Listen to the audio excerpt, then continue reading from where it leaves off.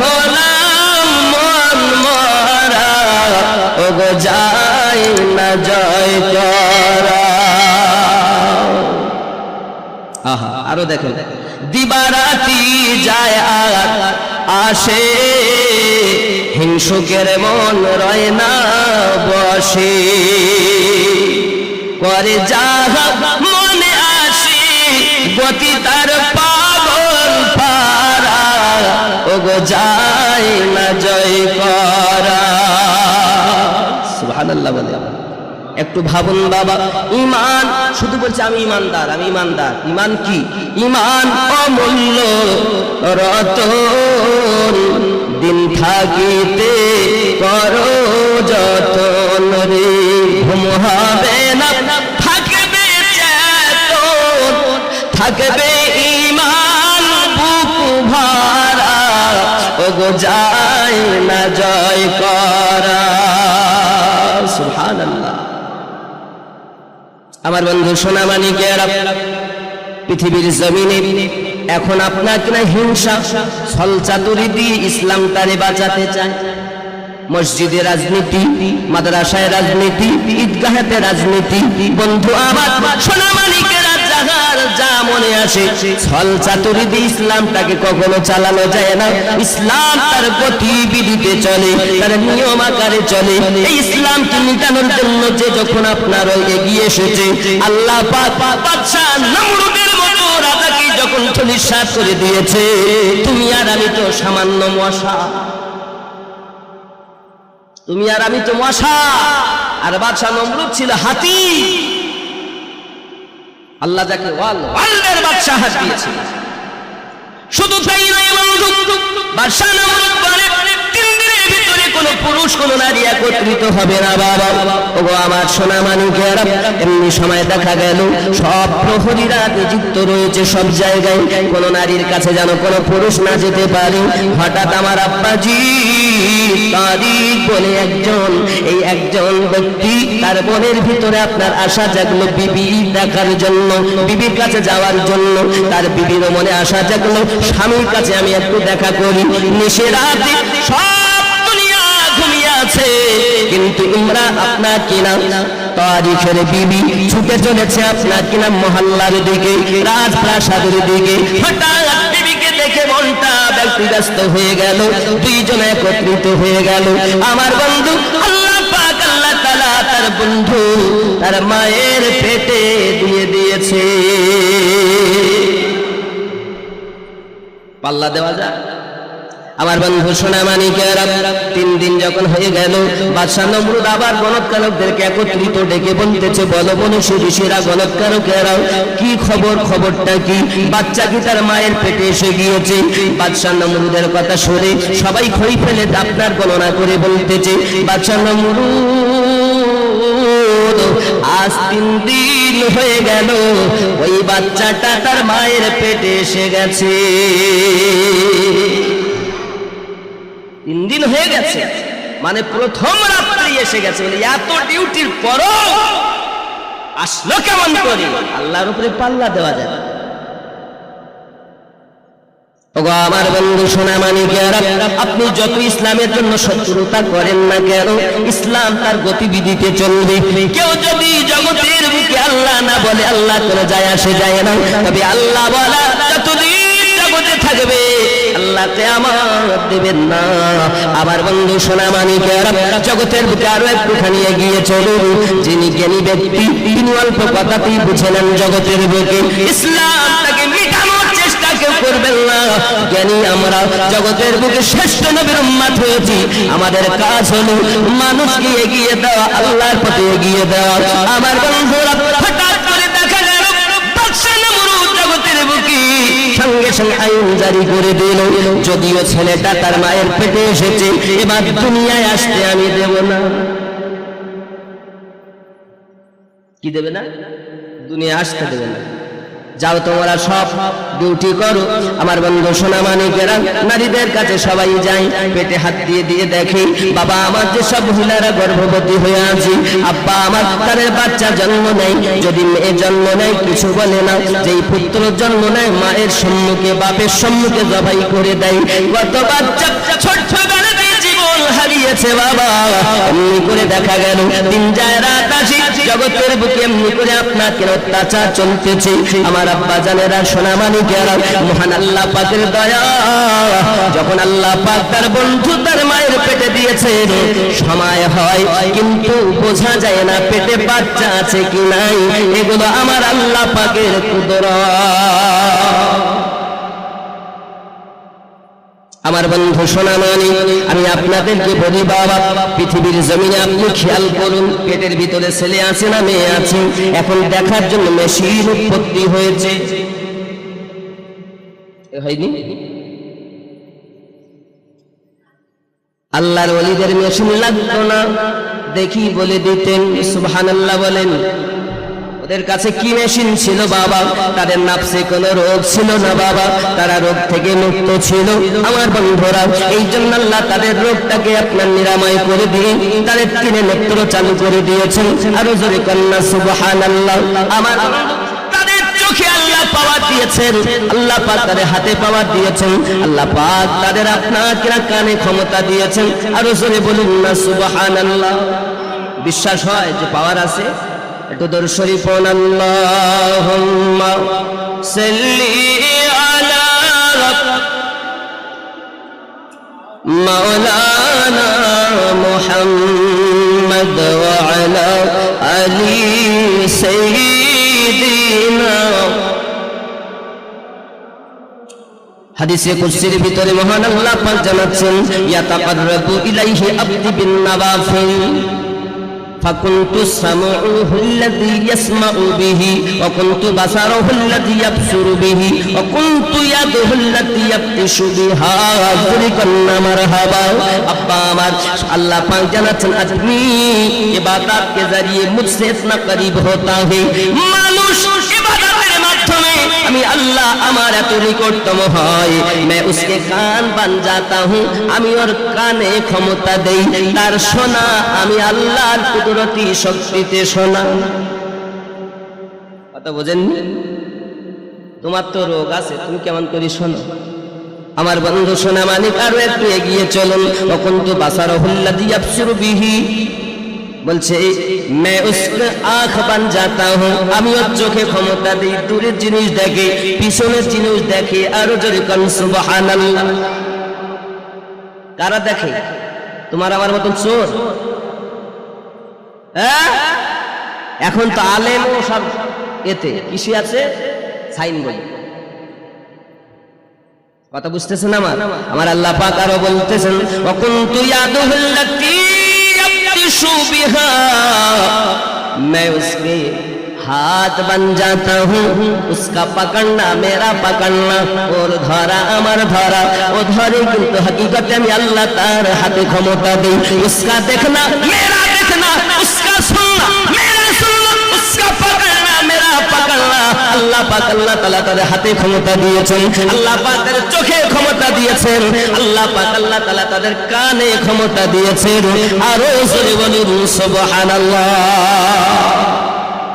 তুমি আমি নামাজ থেকে সাথ পাবো না, রোগের ট্রিটমেন্ট করি না, রোগের ট্রিটমেন্ট করি না। ডাক্তারের কাছে গেলেন, প্রেসক্রিপশন করে দিল, আর ওই ডাক্তারের কাছে যাবেন আপনি, ওই ডাক্তারের কাছে বায়াত হও, মুরিদ হও। বলে মুরিদ হব কেন? বলে মুরিদ না হলে তুমি কিছু পাবে না, এখন তো শুধু ভক্তের দল, মুরিদ নাই। আমার বন্ধু মুরিদের কথা বললে এদের রাগ হয়, অনেকে বলে মুরিদ হব কেন? আমার বন্ধুরে, মুরিদ যদি তুমি না হবে, তুমি আমার কথা অমান্য করোনি, আল্লাহর কোরআন অমান্য করেছো।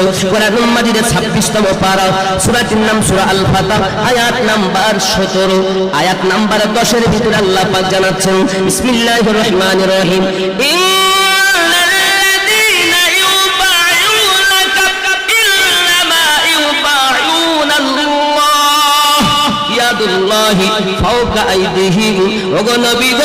নিশ্চয় যে বাজার আপনাকে কাছে বায়াত গ্রহণ করেছে, তারা আমি আল্লাহর কাছে বায়াত গ্রহণ করেছে। ইয়াদুল্লাহি ফাওকা আইদিহিম, আপনার হাতের উপরে আছে আমি আল্লাহর কুদরতি হাত। জোরে বলুন। नूर का सागर नूर की महक नूर का छलका जाम मदीना तुझे सलाम। नूर का सागर नूर की महक नूर का छलका जाम मदीना तुझे सलाम। साहिल रहमत पर नहीं होगा कोई तशना का मदीना तुझे सलाम। सुभान अल्लाह। शहर नबी का हर दरा सूरज को आँख दिखाता है, किस्मत पे इतराता है, किस्मत पे इतराता है। क्यों? प्यार नबी के सदक़े में मिला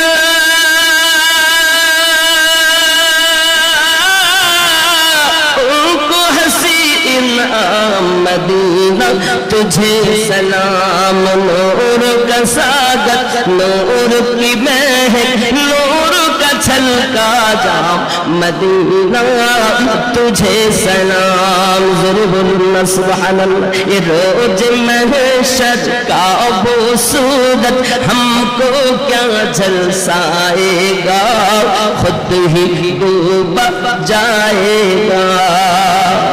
क्या नो? प्यार नबी के दामन में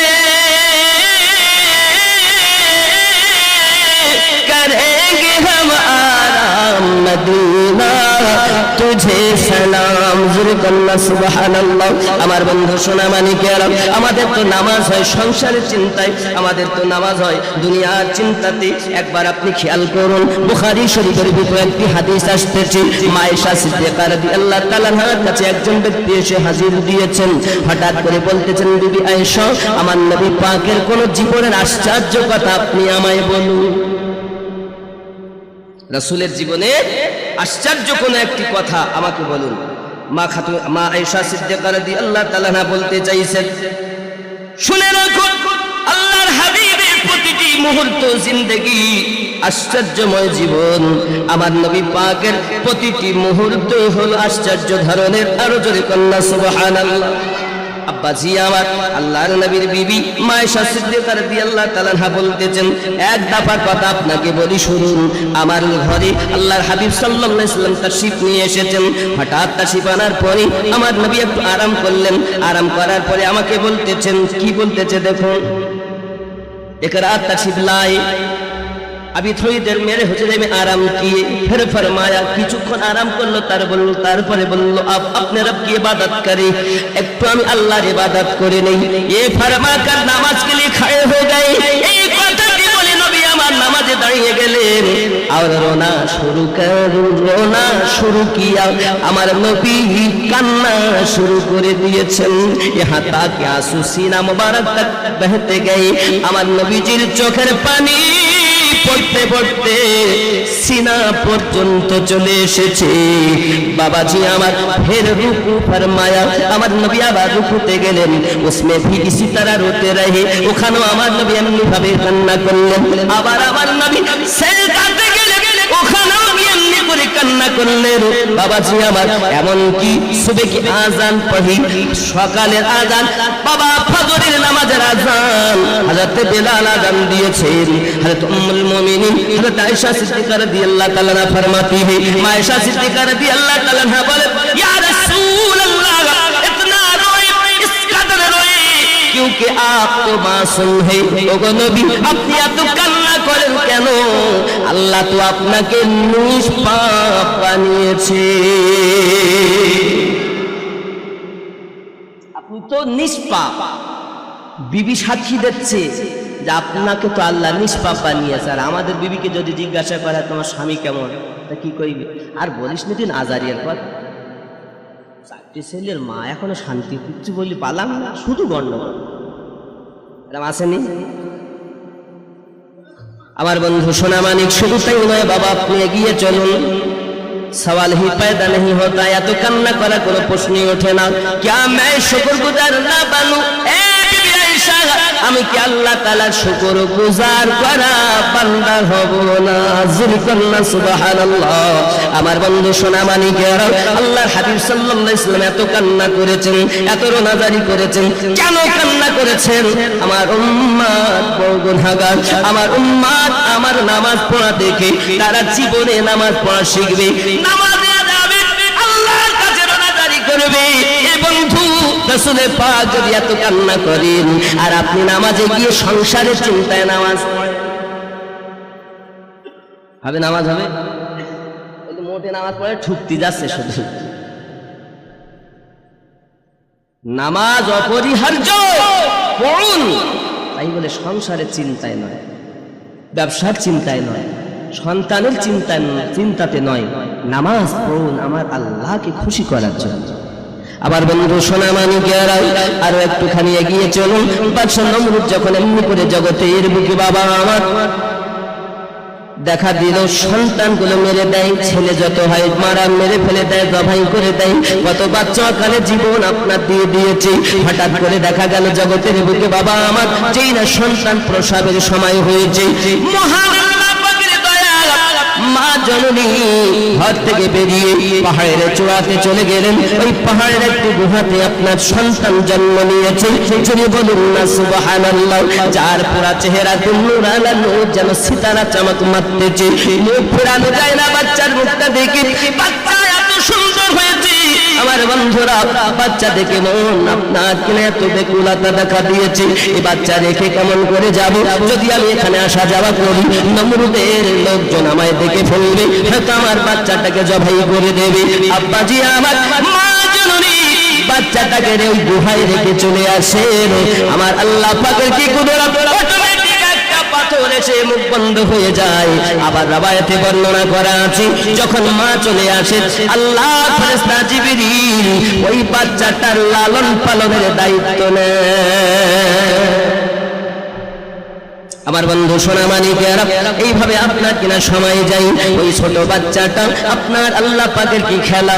আল্লাহ পাক এক হাতে দিয়ে এক আঙ্গুলিতে দিয়েছেন আপনার কিনা মধু, আর এক আঙ্গুলিতে দিয়েছেন আপনার কিনা দুধ। ওই বাচ্চা যখন আপনার আঙুল চুষে মধু পায়, দুধ পায়, খাদ্য পায়, চুপ করে থাকে, আস্তে আস্তে বড় হয়।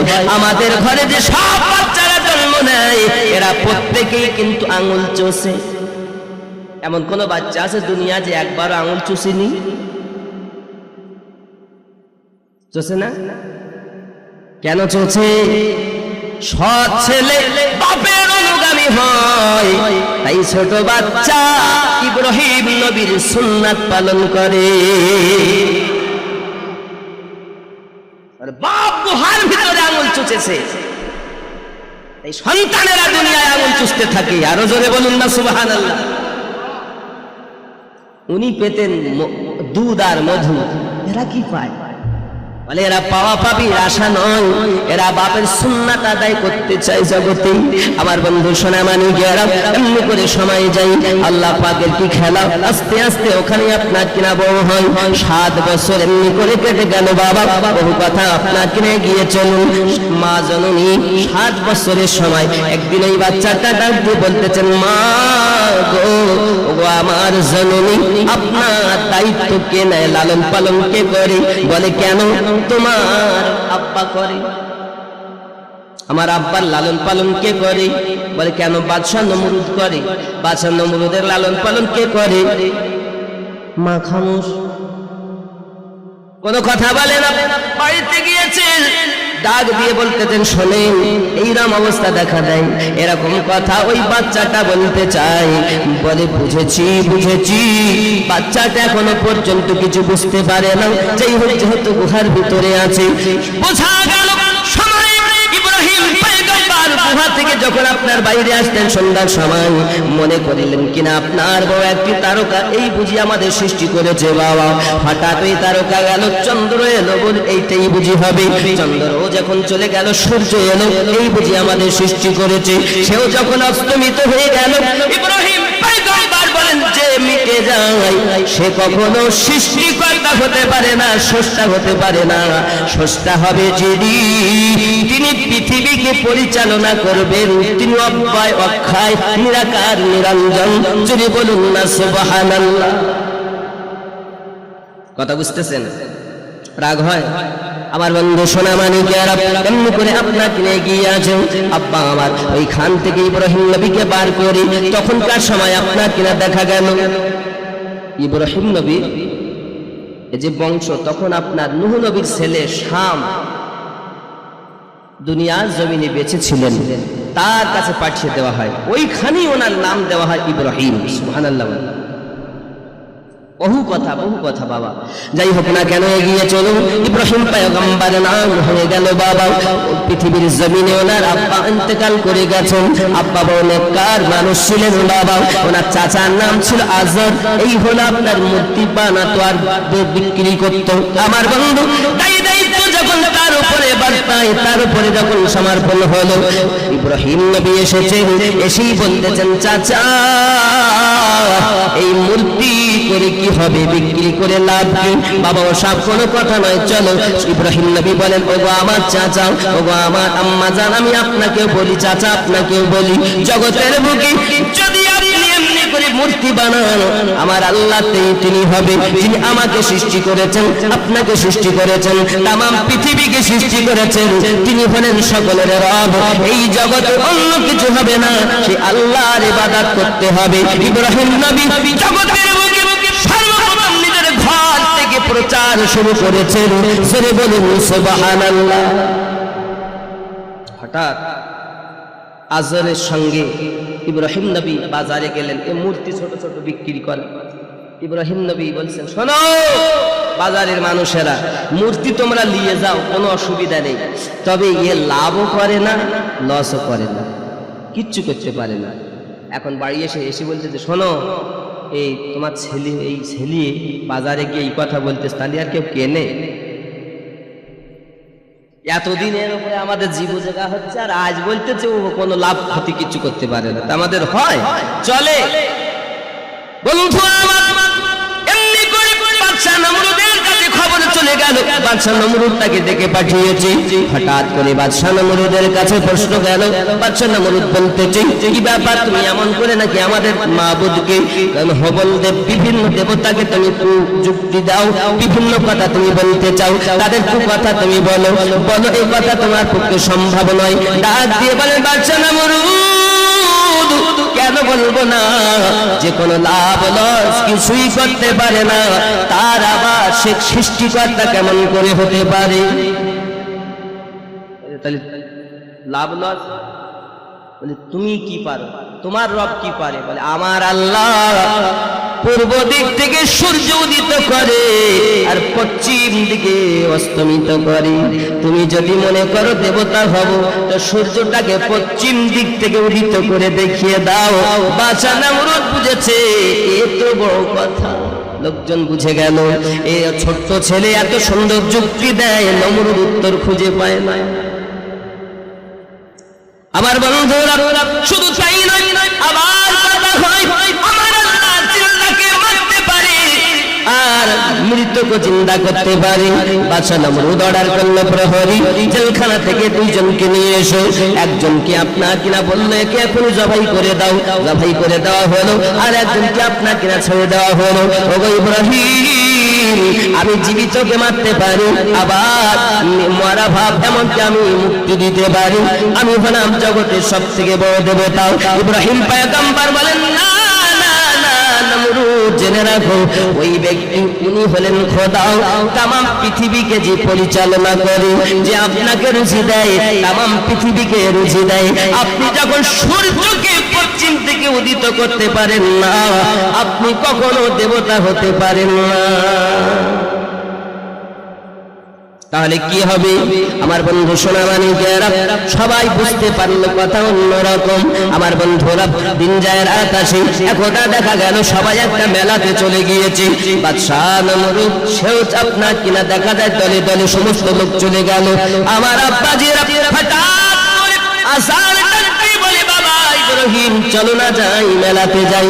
ইব্রাহিম নবী বললেন না চাচা না, আমি যাব না, আমার শারীরিক অবস্থাটা মোটে ভালো নাই। মানে ওনার নাফসে যে একটা চিন্তা ভাবনা আছে মনে, এই মনের দিক থেকে উনি নিজেকে অসুস্থতা বোধ করতেছেন। আব্বা আমার সবাই যখন চলে গেল মেলায়, ইনি যখন আপনার মন্দিরের ভিতরে ঢুকেছেন, ওনাদের দেবতাখানায় ঢুকে ওইখানে গিয়ে আপনার কারো ঠ্যাং ভেঙেছে, দেখে হাতে মিষ্টি রাখা, অনেক রকম খাদ্য ফলমূল রাখা, খায় না মোটে। ইব্রাহিম নবী বলতেছেন তোমরা খাও না কেন?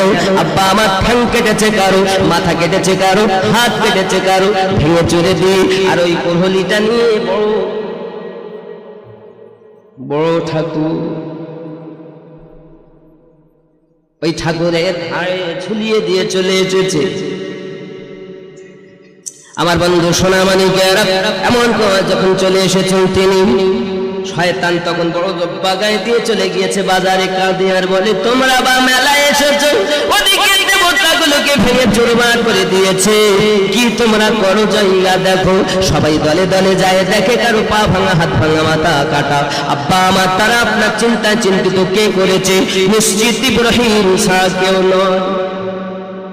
কথা বা কথন হলো, আবার ইব্রাহিম নবীকে ডাক করা হলো। ইব্রাহিম নবী বলতেছেন বাদশা নমরুদ আপনি আমাকে দোষারোপ করছেন কেন? আপনি ওদের কাছে জিজ্ঞাসা করুন ওদেরকে কে মেরেছে। বলতে চাই ওরা কি নড়াচড়া করতে পারে, কথা বলতে পারে? তবে বাদশা নমরুদ যে নড়াচড়া করতে পারে না, কথা বলতে পারে না, সে কি কখনো দেবতা হতে পারে? এইটুকু বুদ্ধি কি আপনার নাই? যারা লোক সব দলে দলে শুনতে চাই, বাবারে বিশাল কথা তো আজ পর্যন্ত আমরা কেউ মুখ করতে পারি না। আজ এই ছেলে বলে কি? বন্ধু আমার মনে হয় ও বাচ্চা নমরুদ ফলমূল মিষ্টি মেটাই দিয়েছিলেন, ওই একা একা খাবে বলে সবকে মেরে চড়ে ওই একা খেয়ে নিয়ে কুরলি নিয়ে দাঁড়িয়ে আছে। বলতে চাচ্ছে ও নড়তে পারে না, চড়তে পারে না, বুঝেছি এই হল আমাদের দেবতার দুশমন। আর কাজ কর, আইন প্রচার করে দিল, যখন কেউ আটতে পারলো না বাবা, বাদশা নমরুদ আইন করে দিল একে আপনাকে না আমি জ্বালাবো, অগ্নিকুণ্ডে নিক্ষেপ করবো। আমার আব্বাজি 24 মাইল লম্বা, 24 মাইল চওড়া আর 100 ফুট গর্ত। আব্বা আমার এমন করে একটা বিশাল জায়গা করা হলো, কাটানো, আর ওইখানে আপনার কিনা জমা করো। তৎকালীন সময়ে আপনার বাদশা নমরুদ আপনার ঘোষণা করে দিল আমি এখন টিকিট সেল করবো, ইব্রাহিম নবীকে আগুনে জ্বালিয়ে শেষ করা হবে। টিকিট চালু হয় আমাদের এলাকায়, যদি বাবা আমার কোন নায়ক নায়িকা আসে, অগ্রিম যখন যেমন টিকিট বুক হয়, বাদশা নমরুদ 3 ধরনের টিকিট বন্টন করেছে। আমার বন্ধুরা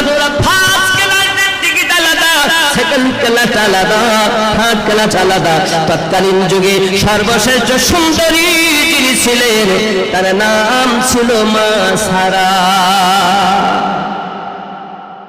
বলে যদি ইব্রাহিম নবীকে না জ্বালাতে পারি তোমাদের টাকা ডবল ফেরত দেওয়া হবে। আমার আল্লাহ বলেন নমরুদ এবার তোকে পথের ভিখারি বানাবে। আমার বন্ধু সোনা মানিকেরা এমনি করে আপনার কল্লকি টিকিট যখন সেল হয়েছে, আব্বা আমার সমস্ত জায়গাতে আপনার কাঠ আনে আর মানুষ ওখানে দেয়, কারণ ওদের দেবতার দুশমনকে জ্বালানো হবে। তারা জানে সারাদিন মেহনত করে যে কাঠগুলো এনে দিতে হবে, এটাই বুঝি আমাদের আপনার কিনা নেকির কাজ। আব্বা আমার কাঠ জমা করেছে, কুইন্টাল কুইন্টাল তেল ঢেলা হয়েছে বাবা, এমনি সমাজে আপনার কিনা ওইখানে তাকে ফেলা হবে। আব্বা আমার আগুন যখন দাও দাও করে জ্বলে উঠেছে, উপরের কাক কোকিল সব আপনার জ্বলে পড়ে যায়, আকাশ হয়ে যায় তার সীসা। আমার বন্ধুরা হঠাৎ ছিল এখানে একটি ব্যাঙ ছুটে চলেছে, ওরে পুকুর একটু পানি দে। বলে কি হবে? বলে আমি নমরুদের আগুনকে নিভিয়ে দেব। বলে তুমি কি পাকাও মনে করেছো নাকি? 2 ফোঁটা তোমার পেশা আর নমরুদের অগ্নিকুণ্ড তুমি নিভিয়ে দেবে। ব্যাঙ বলতে চায় আরে পুকুর তুমি জানো না আমি ব্যাঙ ছোট জীব হতে পারি, তবে আমার মন ভক্তি, আমার মনের ভিতরে ইব্রাহিম নবীর ভালোবাসা আছে। জোরে বলুন না সুবহানাল্লাহ। ওইখানে ছিল একটা গিরগেটি, ওই গিরগেটি আপনার দূর থেকে, আচ্ছা কাঠে যদি ফুল দেয় তো বেশি হয় না কম হয়? আগে গিরগেটি হলো ওয়াহাবি, এর জাত ভাই টিকটিকিও হলো ওয়াহাবি, কিন্তু ব্যাং হলো সুন্নি, কবুতর হলো সুন্নি, মাকড়সা হলো সুন্নি। যদি কোন সুবহানাল্লাহ। মানুষের ভিতরে যেমন দেওবন্দি সুন্নি ওয়াহাবি আছে, ওষুধের ভিতরে তেমন আছে। ভালো করে বোঝেন, ওয়াহাবি এই গিরগেটি দুধ থেকে ফু দেয়, আল্লাহ পাক অর্ডার করলেন ও মারো নাপাক জি। এখন শ্রাবণ ভাদ্র মাস এসেছে, আব্বা আমার লোক ছুটে চলেছে, হুজুর একটা গিরগেটি মরে আছে কি করব? তা বলতে চাই গিরগেটি যদি মরে পড়ে যায় 48 বালতি পানি তুলে ফেলতে হবে কুয়া থেকে। তখন তো কুয়া ছিল, বালতির পানি তুলে দিয়েছে বন্ধু। এবার শ্রাবণ ভাদ্র মাসে ব্যাং এ সাইডে আর ও সাইডে কুকুর কুঁ করে, আর বাচ্চা তো ভর্তি। হুজুর কি হবে? এমন সময়তে মুফতি সাহেব ফতোয়া দিচ্ছে কোনো অসুবিধা নাই। কেন হুজুর? ওখানে একটা থাকলে এই অবস্থা, আর এখানে এত, তো কোনো অসুবিধা নেই। আসলে ব্যাং জাতির পিতা ইব্রাহিমকে ভালোবেসেছে, এই কারণে ওই ব্যাঙের পেশাবে পানি নাপাক হবে না। জোরে বলুন না সুবহানাল্লাহ। আছে না আমার বন্ধু সোনা মানিকেরা? আরো একটুখানি এগিয়ে চলুন। ইব্রাহিম পয়গম্বরকে আপনার অগ্নিতে নিক্ষেপ করা হবে, এমনি চিন্তা ভাবনা কিভাবে নিক্ষেপ করব? ইবলিস শয়তান এসে চরক গাছ বানানোর জন্য যখন যুক্তি পরামর্শ দিল, আব্বা আমার তাই করা হলো। আমার আব্বার এমনি সমাতে আপনার ইব্রাহিম নবীকে ফেলা হবে বলে আপনার সকলকে হুকুম দিল তোমরা ধরো। আমার আব্বা জিরা যখন তারা প্রহরীগণের অন্য দিক থেকে উঠাবার চেষ্টা করেছে, হঠাৎ দেখা গেল ইব্রাহিম নবীকে চুল পরিমাণ নাড়ানো গেল না, ইব্রাহিম নবীকে চুল পরিমাণ সরানো গেল না। ইবলিস শয়তান ছুটে এসে বলতেছে, ও বাদশা নমরুদ, জানেন না আল্লাহর রহমতি ফেরেশতারা এসে ইব্রাহিম নবীর ওই ছোলাটা ধরে আছে। সমস্ত মানুষ মিলে যদি চেষ্টা করে ইব্রাহিমকে চুল পরিমাণ সরানো যাবে না। তাহলে যুক্তি কি? শয়তান যুক্তি দেয়। এর একটা যুক্তি আছে, কি যুক্তি? বলে 20 জন নারী 20 জন পুরুষকে প্রকাশ্য ব্যভিচার করাতে হবে। ব্যভিচার করানোর পরে ওই অবস্থায় যখন ওরা ধরবে, ইউজ উঠে যাবে, ফেরেশতারা ছেড়ে দেবে। আমার বন্ধু তাই করা হলো। 20 জন নারী 20 জন পুরুষকে একত্রিত করে প্রকাশ্য ব্যভিচার করিয়ে আপনার কিনা নারীগুলোকে তিলক দেওয়া হলো, টিপ দেওয়া হলো। আমার আম্মা জানেরা, বোনেরা, জগতে যারা বেঁচে থাকো কপালে যেন টিপ দিও না। কেন কেন দেব না? ওই জগতে ওই সময় তাদেরই কপালে নমরুদ টিপ দিয়েছিল, যারা ইব্রাহিম নবীকে আগুনে ফেলার জন্য জেনা করেছিল। তুমি কি আমাদের জাতির পিতা ইব্রাহিম খলিলুল্লাহ দুশমনি চাও? এই জন্য তুমি কপালে টিপ দাও। জগতে যতদিন বেঁচে থাকো এই কপাল দিয়ে আল্লাহর সেজদা হবে, টিপ দেওয়া যাবে না। কথা বুঝতে পারছেন আমার মায়েরা, বোনেরা? খবরদার জীবনে টিপ দিবেন না কপালে। আরো একটি কথা বলি, হাতে নখও রাখবেন না জীবনে। এর বিষয়ে আমি আপনাদের বলেছি, আমার নবী জীবনে আপনার কিনা একজন নারী একজন পুরুষকে সম্মুখে আসতে নিষেধ করেছিলেন। এই যে আপনার কিনা নারীটা জগতের বুকে নখ রেখেছিল রাসূল পাক সাল্লাল্লাহু আলাইহি ওয়াসাল্লাম, কত মনে ব্যথা দিয়েছিল এই মেয়েটি। এই মেয়েটির নাম আপনাদেরকে আমি বলবো, তবে এখন নয়, পরে বলবো বাবা। এই নামটা বলা আরো একটা কারণ আছে বন্ধু। চলুন এগিয়ে চলুন। এখন বাদশা নমরুদ যখন দেখলো কোনো উপায় নাই, ওই উপায়টা অবলম্বন করলো। নারীদেরকে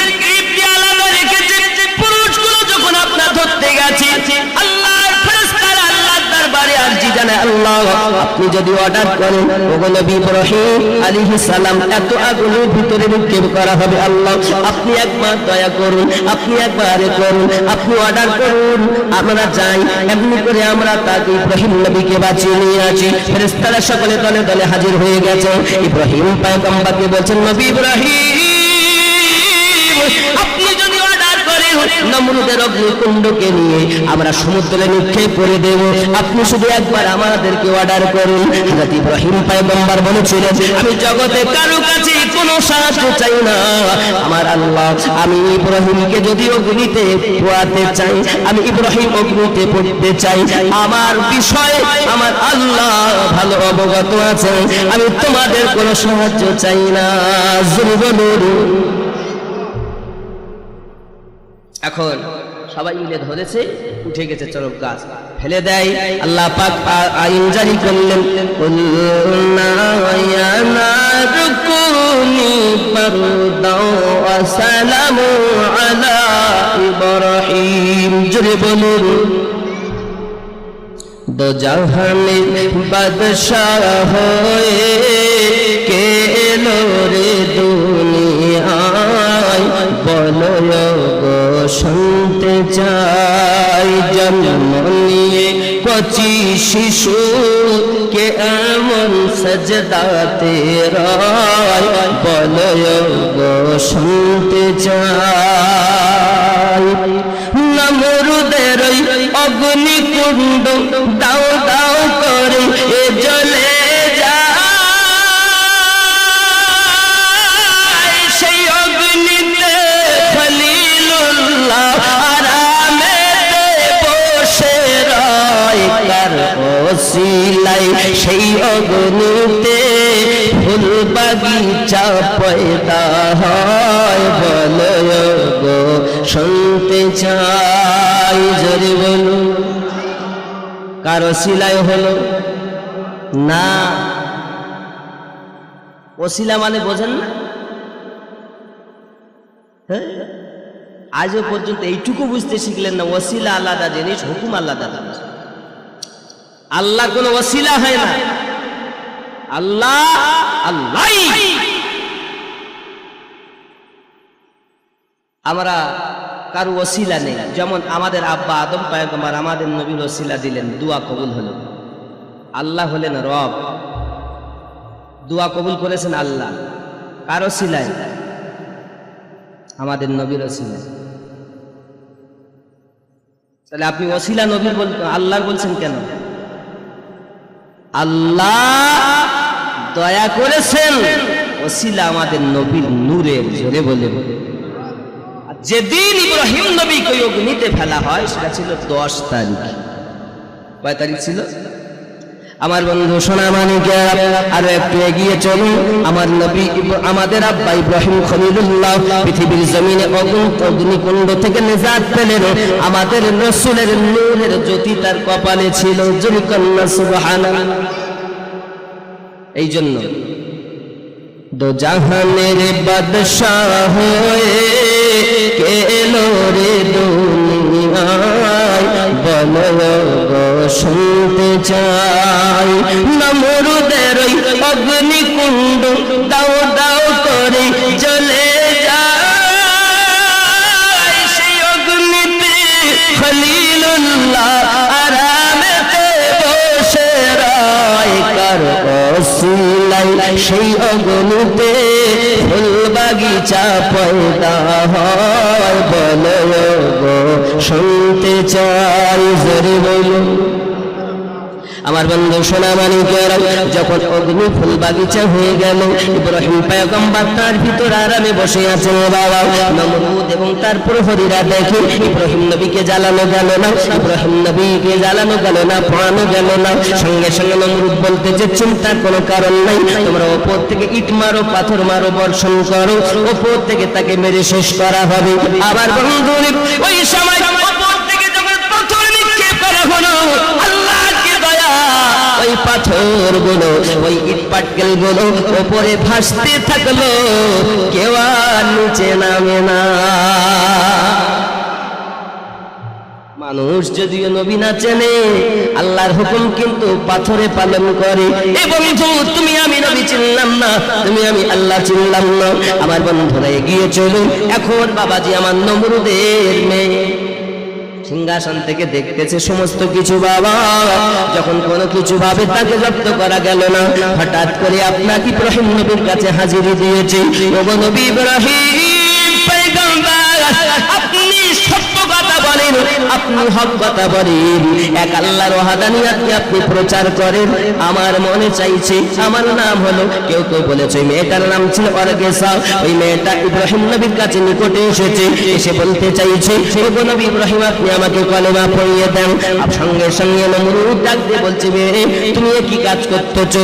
ওগো আমার পিতা, অনুরোধ করি আমি আপনার জগতের বুকে আপনি এত ভুল কাজ করবেন না, ইনি হক পথের পথিক, এখনো সময় আছে, কলেমা পড়ে নেন।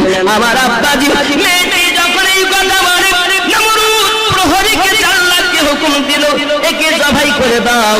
আমার আব্বাজি এক বর্ণনায় লেখা আছে, আকাশ থেকে একটা তুফান এসে গেল, ওই মেয়েটাকে নিয়ে চলে গেল। আল্লাহ পাক সুন্নতে রেখে দিয়েছে, কিয়ামত অবধি আপনার আয়ু দিয়েছে। ওই মেয়েটা আপনার আল্লাহর ইবাদত বندگی কিয়ামত অবধি করতেছে, সিজদাতে কিয়ামত অবধি থাকবে। কেউ বলেছে না না না না না, জগতের বুকে এই মেয়েটা যে আপনার কিনা এসেছে, পরে আবার ইব্রাহিম নবীর বিবি হয়েছে। মতভেদ। আমার আব্বাজি সোনা মানিকেরা এগিয়ে চলুন। এখন যখন আপনার ইব্রাহিম নবীকে জ্বালানো গেল না, সমস্ত টিকিট ফেরত, টাকা ডবল, সমস্ত টাকা ডবল ফেরত দিতে হলো। নমরুদ রাগে জ্বলে আপনার কিনা একাকার হয়ে গেল। বাবা ইব্রাহিম নবী ওখান থেকে বেরিয়ে এসেছেন। আমার আব্বাজির অনেক মানুষ কলেমা পড়ে মুসলমান হয়েছে, ইব্রাহিম নবীর দলে আপনার কিনা চলে আসতেছে। একের পর এক সেই তৎকালীন যুগে আপনার সুন্দরী একজন মহিলার সঙ্গে তার বিবাহ হয়। এই মেয়েটার নাম ছিল মা সারা। আমার বন্ধুরা মেয়েটাকে বিবাহ করেছে, একের পর এক ইসলামের ভিতরে থাকতে থাকতে বহু প্রকাশ করে জীবনে অনেক মুজিজা আল্লাহ পাক তার দিয়েছেন। যাই হোক না কেন, এমনি করে যেতে যেতে দেখা গেল আসি আপনার ওই চললেন বিদেশ ভ্রমণ করবেন বিবিকে নিয়ে। আব্বা আমার বিদেশ যেতে গিয়ে মিশরের কাছে একটি বাদশা আছে, ওই বাদশাটার নাম হলো বাদশা সাধন। কি নাম? মিশরের বাদশা সাধনের চরিত্র বড় খারাপ। ভালো মেয়ে দেখলে তাকে ভোগ করতে চায় বন্ধু, তাকে যত সময় ভোগ না করবে। সাধন কিন্তু নির্জনতায় চুপ করে বসে না। একটি মেয়ের নাম হলো হাজেরা। মায়ের সঙ্গে আপনার নানার বাড়ি বেড়াতে গেছেন, হঠাৎ মায়ের সঙ্গে আসতেছি, এই মিশরের বাজারে মেলা লেগেছে। হঠাৎ করে ডাক দিয়ে বলতেছি, সাধন তার দিকে ঘন ঘন তাকাই, ডাক দিয়ে হাজেরা বলে, মা আমার দিকে তাকাই কেন? চলো না মা বাড়ি যাই, এখানে আমাদের নিরাপত্তা নাই। হাজেরা মায়ের হাতটা ধরে বাড়িতে চলে এসেছে। মাকে ডাক দিয়ে বলে, জননী মা, আপনি আমার জন্য দোয়া করুন। এই সাধনের দলবলের লোক এসে যদি আমাকে আপনার কিনা নিয়ে চলে যায়, আপনি আমাকে বাঁচিয়ে রাখতে পারবেন না। ওগো জননী মা, আমি আপনার নিকটে এখন না থেকে আমি একটু লুকিয়ে যাই, কারণ সাধনের দলবলের লোক আসতে পারে। মা ডাক দিয়ে বলে, মা বলতে চায় আমার কন্যা হাজেরা, যা ভালো বোঝো করো। মায়ের কদম বুসি করে হাজেরা চলে গেল। বাবা হঠাৎ সাধনের দলবলের লোক এসেছে, কুকুরের মতো হাজেরা হাজেরা করে চেঁচায়, হাজেরাকে খুঁজে পায় না। বাবা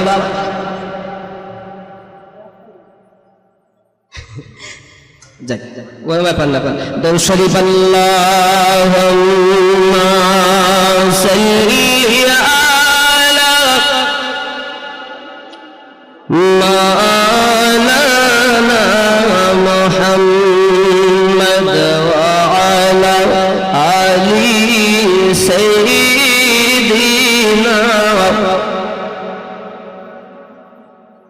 আমার আব্বাজি সোনা মানিকেরা, যে কথা আমি বলতেছিলাম, আমাদের ডাক্তারের কাছে যেতে হবে, মনে আছে? একটা মেশিন দুনিয়া পাগলা করে দিয়েছে। এই মেশিনটার নাম হলো মোবাইল। দেয়নি বাবা? হাজি সর্বনাশ! হে কোথায় যেতে হবে আমাদের? বলতেছে, আমাকে ফোন করছে সিলেট, আমাকে বলছে হুজুর আমার এইটা লাগবে সেটা লাগবে। এখান থেকে টিপেছি আর দিয়েছি আর চলে গেছে। সুবহানাল্লাহ বললাম। এখানে টিপে ধরি, খালি আমি কথা বলবো তো চলে যাবে। এখানে ছবি খালি হোয়াটসঅ্যাপে দেব, চলে যাবে। ও বাবা, এইসব মেশিন যদি হয়, কোথায় কি আছে এখান থেকে যদি বলে দেওয়া যায়, তা আল্লাহওয়ালারা বলতে পারে না? এখনকার কিছু নামধারী সাইনবোর্ড মার্কা মৌলবি আছে, এরা বলছে ওরা বলতে পারে না, এরা বলছে ওরা বলতে পারে না আমার বন্ধু। এজন্য আমার বলা হয়, হুজুর লিখছেন, ও মন ভোলা রে পীরের কাছে সবই পাবি, পীর যদি কামিল হয়। পীর ধরে যে ভুল করে না তার থাকে না রে ভয়। পীরের কাছে সবই পাবি, পীর যদি কামিল হয়। জোরে কন্যা সুবহানাল্লাহ। ওগো নবীর নায়েব, নবীর পাশে দিবানিশি থাকে বসে রে। এখন বলছে আলেমেরা সব নবীর নায়েব, আল উলামা ওয়ারাসাতুল আম্বিয়া। কিন্তু কেমন আলেম দেখেন, নবীর নায়েব, নবীর পাশে দিবানিশি থাকে বসে রে। যে কাজ করে খোদার আদেশে চলে নবীর ইশারায়। পীরের কাছে সবই পাবি, পীর যদি কামিল হয়। জোরে কন্যা সুবহানাল্লাহ। আরো জিনিস দেখেন কত সুন্দর, ভাবুন। হাদিস কোরআন নূহ পড়ে কেন দুনিয়ার পিছে বেড়াও দৌড়ে রে। যে জন নবীর নায়েব দাবি করে, নবীকে চোখে দেখা যায়। পীরের কাছে সবই পাবি, পীর যদি কামিল হয়। যেরকম সুবহানাল্লাহ। এই যে বলছি পীরের কাছে সবই পাবি, এখন লোক বলছে শিরক, এই বিয়াদব নালায়েক, তোর বোঝার গন্ডগোল আছে। কি দরকার তোমার সেইটা বল। পীরের কাছে আল্লাহ ক্ষমতা দিয়েছেন, আপনার জানা নেই? খুলে দেখুন, গৌসে আজমের কাছে একজন মহিলা ছুটে ছুটে এসেছে। গৌসে আজম তখন ছোট, খেলা করছেন রাস্তায়, তার দাদুর কাছে চলেছেন। উনি হলেন আল্লাহর একজন ওলি। ওনার 6টা মেয়ে হয়েছে, 6টা মেয়ে, সপ্তমবারে গর্ভবতী, ছুটে চলেছে। হুজুর কি হবে? আমার স্বামী আমাকে ভালোবাসে না, শ্বশুর শাশুড়ি দেখতে পারে না, এলাকাবাসী ভালোবাসে না, শুধু আমার মেয়ে হয় বলে। আমার যদি সপ্তমবারে একটা ছেলে না হয় তাহলে আমাকে আমার স্বামী ছেড়ে দেবে। কথা বুঝেছেন? আমার বন্ধু সোনামানিকেরা, গৌসে আজম সঙ্গে সঙ্গে আপনার গৌসে আজমের দাদু জান বললেন, চোখ বন্ধ করে থাকলেন। কিছুক্ষণ পরে বলছেন, আমি বুঝলাম মাগো, তোমার সপ্তমবারও কোনো পুত্র হবে না, তোমার কোনো পুত্র নাই। ছুটে চলেছে বাড়ি। আমার আব্বাজি, আমার মনের ভিতরে আশা ছিল এতদিন, এবার নৈরাশ হয়ে চলেছে, চোখে পানি ঝরতেছে, চলেছি বাবা। ইতিমধ্যে গৌসে আজম খেলা করছেন, জিজ্ঞাসা করছেন কি মা গেলে? তখন হাসতে হাসতে গেলে, এখন কানতে কানতে যাও কেন? বলে বাবা আমার কোনো ছেলেতে। মা বলে না, কি নাম তোমার? বলে আমার নাম আব্দুল কাদের। ও মা কেন কাঁদো তুমি? বাবা গিয়েছিলাম একটি পুত্রের জন্য দোয়া করতে বলে এসেছি, কিন্তু হুজুর বললেন আমার কোনো পুত্র হবে না, এই জন্য মনের ভিতরে বড় দুঃখ। আমার স্বামী আমায় দেখতে পারে না, শ্বশুর শাশুড়ি দেখতে পারে না, ননদ দেওরেরা কেউ দেখতে পারে না, একটি পুত্র আমার দরকার ছিল। গৌসে আজম বলেন মা গো, আমি একটা মন্ত্র আপনাকে শিখিয়ে দিই। বলো বাবা, বলো কি বলতে চাও? আমার দাদুর কাছে যান, কি আপনি বলুন, পুত্র থাকলে তো আপনার কাছে আসতাম না। আমার যদি মাল থাকতো আমি তোমার কাছে আসবো, নেই বলে আমার গৌসে আজম যখন এই কথা বলে দিয়েছেন, ভিতরে চলে গেছে। উনি বলছেন কি ব্যাপার, আবার এসেছেন কেন? হুজুর আমি আপনাকে বলতে চাই, আমি আপনাকে অনুরোধ করি, আমার পুত্র নেই বলে তো আপনার দরবারে এসেছি। বুঝেছি, কথা তো তোমার কথা না, আমার কে শিখিয়ে দিয়েছে বলো? বলে ওই রাস্তায় একটি বাচ্চা, ওই বাচ্চাটা আমাকে বলেছে। বলে তাই নাকি? লাঠি নিয়ে হাতে চলেছেন বাইরে। এই আব্দুল কাদের তুমি দাঁড়াও। এখন উনি বলতেছেন এই তোরা ওট, আমার আসতেছে মারার জন্য। ছুটে চলেছে রাস্তায়। আমার বন্ধু গো গৌসে আজমের সঙ্গে সব উঠে ছুটে চলেছে। আরো জোরে কন্যা সুবহানাল্লাহ। আমার বন্ধুগণেরা দাদু বলতেছে এই আব্দুল কাদের রূপ দাঁড়িয়ে যা, কেন তুই এই কথা বললি? সঙ্গে সঙ্গে গৌসে আজম বলছেন দাদু গো পারবে না তো গদিতে দায়িত্ব নিয়ে বসেছেন কেন? পারবেন না তো দায়িত্ব নিয়েছেন কেন? তা যে এত বড় কথা তুমি পারো, তা যে আপনি দিয়ে দেখেন, দিয়ে দেখেন। আর গৌসে আজম যা তোকে দিয়ে দিলাম। আর আল্লাহর ওলিরা যদি একবার বলে দিলাম তো হয়ে গেল। সুবহানাল্লাহ বলে। এ তোমার আমার কথা না, আল্লাহ তাদের, আমি আগেই দেখিয়েছি তাদের আল্লাহ জবানেও ক্ষমতা দিয়েছেন, আব্বা আমার হাতেও ক্ষমতা দিয়েছেন, চোখেও ক্ষমতা দিয়েছেন, কানেও ক্ষমতা দিয়েছেন, পায়েও ক্ষমতা দিয়েছেন। তারা যদি কোনো জায়গাতে পা ফেলে কবরের আযাব মাফ হয়ে যায়। তোমার আমার মতন চোর পা ফেললে মাত্র কবরের আযাব মাফ হয়? কদলটা একটু ভাবুন। হাদিস কোরআন নহি পড়ে কেন দুনিয়ার পিছে দাও দৌড়ে, যে জন নবীর নায়েব দাবি করে নবীকে চোখে দেখা চাই, পীরের কাছে সবই পাবি পীর যদি কামিল হয়। তুমি তো নবীর নায়েব দাবি, আমি বড় নায়েব, আমি বলতেছি আমি বড় নায়েব, আমি জীবনে নবী দেখিনি। নায়েব ওই যে নবীরে দেখে। সুবহানাল্লাহ বলা। নবীর নায়েব, নবীর পাশে। আমার কথা খুব ঊর্ধ্বের কথা, মনে নিবেন না ব্যথা। যাকে তাকে নায়েব বলা যায় না। আলেম হতে পারে, মৌলবি হতে পারে। আল উলামা ওয়ারাসাতুল আম্বিয়া। এখন আলেম সাইন বোর্ডে, হাজি এখন সাইন বোর্ডে, মৌলবি এখন সাইন বোর্ডে, নামাজি এখন সাইন বোর্ডে, আসল জায়গা খালি। কথা বুঝতে পারেননি আমার? এই জায়গাটা যা চালু, এই জায়গাটা যা খালি মুখে আল্লাহ বলে না, ভিতরটাও বলে সুবহানাল্লাহ বলে, সেই আসল ব্যক্তি। আমার বন্ধু সোনামানিকেরা কথা বলতে বলতে এখানে এসেছি। হঠাৎ করে গৌসে আজম বলছেন তাহলে ছেড়ে দিয়ে দেন। যাও দিলাম। গৌসে আজম বলছেন মা আপনার মেয়ে কটা? বলে 6টা।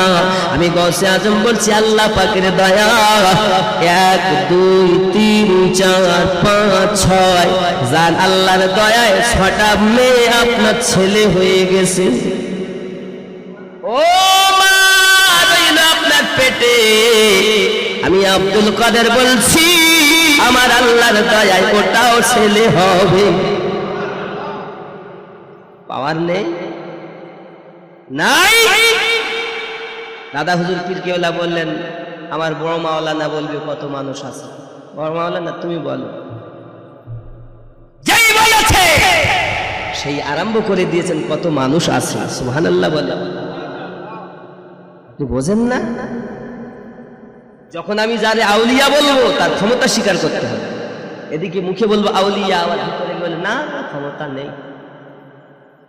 বুঝতে হবে কথার ভিতরে কাজের ভিতরে মিল নাই।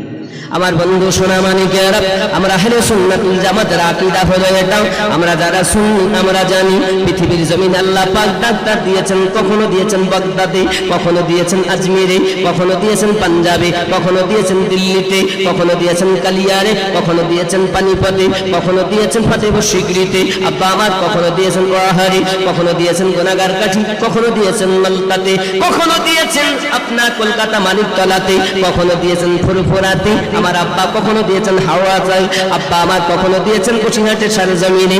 আমার বন্ধু গো এই সব ডাক্তার, নাফসের ডাক্তার, ডাক্তারের কাছে যাও, প্রেসক্রিপশন করো, ওই মোতাবেক তুমি কাজ করো, আস্তে আস্তে নামাজের স্বাদ পাবে, আস্তে আস্তে ইবাদতের স্বাদ পাবে। স্বাদ যখন পাবে আস্তে আস্তে তোমার মনের ময়লা পরিষ্কার হবে। আমার নবীকে জয়নগরে বসে বসে দেখবে। আমার কথা বোঝা যাচ্ছে না?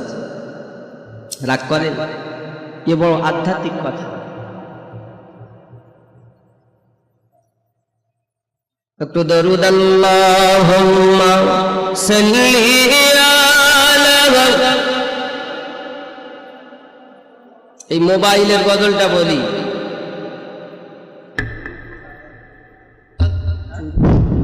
বাড়ি কাদের বাড়ি ফিরে চলে এসছেন সবাই, বাড়িতে নাকি কার চুরি হচ্ছে, একজন ফোন করে বললো।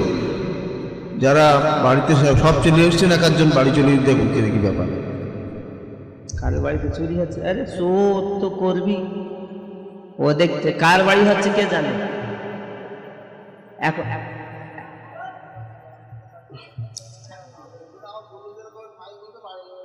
ও মানে তাহলে আওয়াজ শেষ করে দিই, আমার বাড়ি যান, ব্যাপার ভালো না। এই কথা বলে আমারও তো মন খারাপ হবে, আমার বাড়ি তো হতে পারে।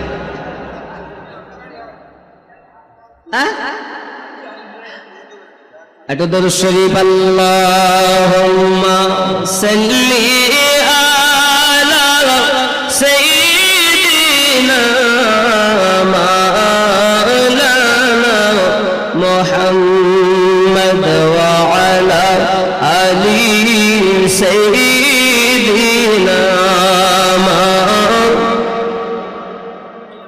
আমার বন্ধু সোনা মানিকেরা, আমরা হলাম আপনার কিনা হানাফি মযহাবের মানুষ। কি মানুষ? হানাফি মযহাবের মানুষ।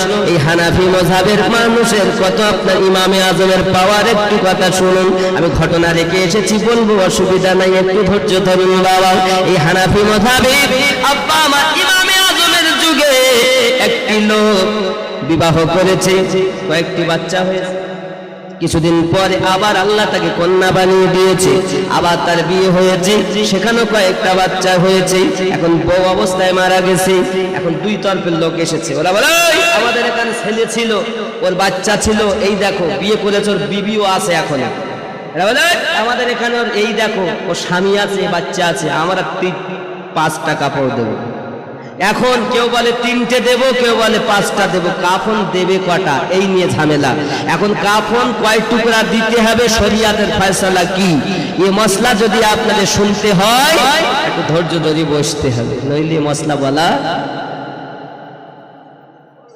আর কথা বুঝতে পারছেন বাবা? আমার কাফন কয় টুকরা দেবো, ধৈর্য ধরে বসতে হবে।